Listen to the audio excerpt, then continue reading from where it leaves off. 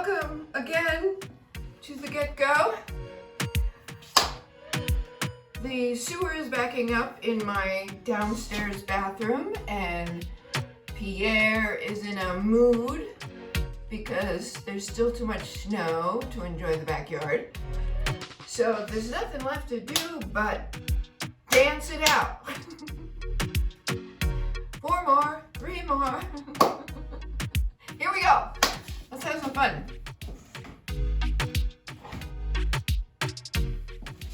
This is really fast. Woo!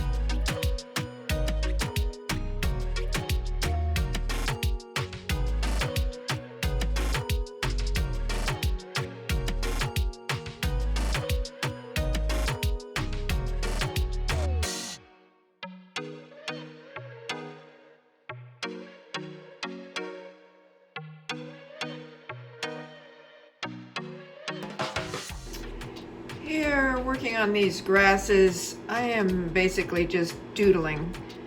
I sort of worked on this really fast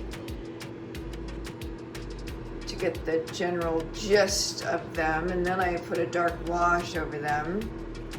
And now I'm looking at the sort of patterns I made, and I'm just doodling. This is the next coat I did on this one. As you can see, I was just sort of following the lines I did before and inventing as I go, and I'm working on this one. And I'm working wet in wet, which is important if you want to blend the edges.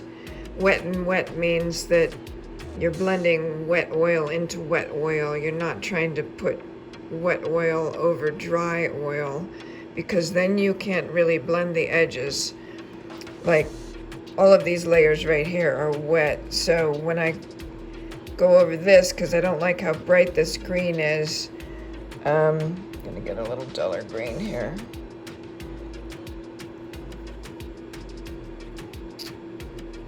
It's very easy for me to keep the edges soft, blending into the next color a little bit.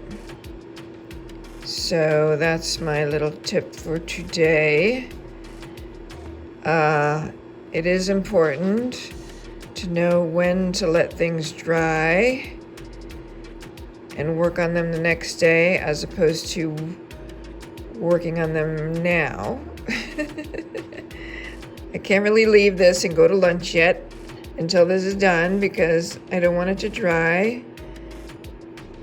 I mean, I could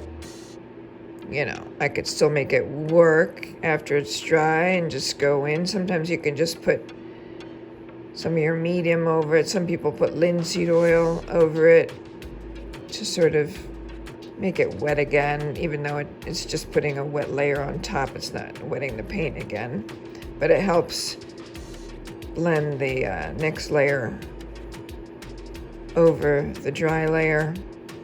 So there you go.